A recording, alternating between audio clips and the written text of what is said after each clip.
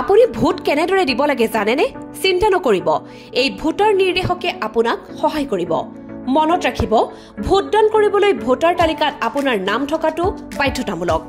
গতিকে প্ৰথম পদক্ষেপটো হৈছে elections24.eci.gov.in লৈ গৈ এপিক ভোটাৰ আইডি কাৰ্ডৰ জৰিয়তে ভোটাৰ তালিকাত আপোনাৰ বিৱৰণ বিচাৰি লোৱা।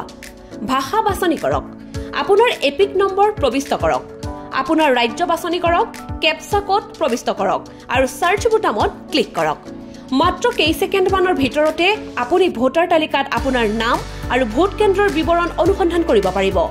যদি আপোনাৰ এপিক নম্বৰ মনত নাই, আপুনি মোবাইল নম্বৰৰ দ্বাৰাও আপোনাৰ বিৱৰণ বাছনি কৰিব পাৰে। আপুনি আপোনাৰ নিৰ্বাচনৰ তাৰিখো পৰীক্ষা কৰিব পাৰে। ভোটদানৰ দিনা এপিকৰ সৈতে আপোনাৰ ভোট কেন্দ্ৰলৈ যাওক। যদি আপোনাৰ ওচৰত ভোটাৰ কাৰ্ড নাই, আপুনি এই 12টা আইডিৰ যিকোনো এটা ব্যৱহাৰ কৰিব পাৰে, যিবোৰ হৈছে Aadhaar card, PAN card, unique disability ID, UEID card, সেৱা পৰিচয় পত্ৰ, বেংক বা ডাকঘৰৰ ফটোযুক্ত পাছবুক, শ্ৰম মন্ত্ৰালয়ৰ আঁচনিৰ অধীনত জাৰি কৰা স্বাস্থ্য বীমা smart card, driving licence, passport, ৰাষ্ট্ৰীয় জনসংখ্যা পঞ্জীৰ অধীনত ভাৰতৰ মহাপঞ্জীয়কে প্ৰদান কৰা স্মাৰ্ট কাৰ্ড, পেঞ্চন দস্তাবেজ, সাংসদ, বিধায়ক, বিধান পৰিষদৰ সদস্যসকলক জাৰি কৰা পৰিচয় পত্ৰ, Mahatma Gandhi NREGA job card. প্ৰথম পুলিং বিষয়া অৰ্থাৎ যিগৰাকীয়ে যিয়ে ভোটাৰ তালিকাৰ সহায়ত আপোনাৰ পৰিচয় প্ৰমাণিত কৰিব, তেখেতৰ ওচৰলৈ যাওক।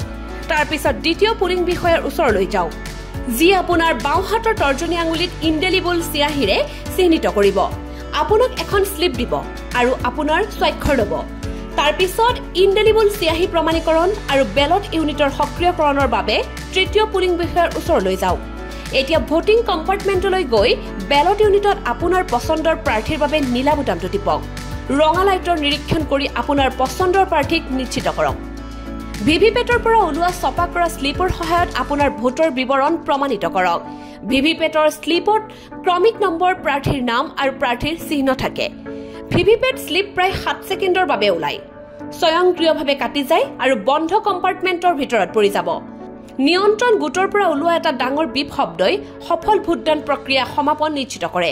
মনত ৰাখিব, যদি কোনো ছপা কৰা স্লিপ বা বিপ ধ্বনি শুনা নাই, লগে লগে প্ৰিজাইডিং বিষয়াজনক জনাব। এয়াই আপুনি গণতন্ত্ৰলৈ আগবঢ়োৱা এক অৱদান।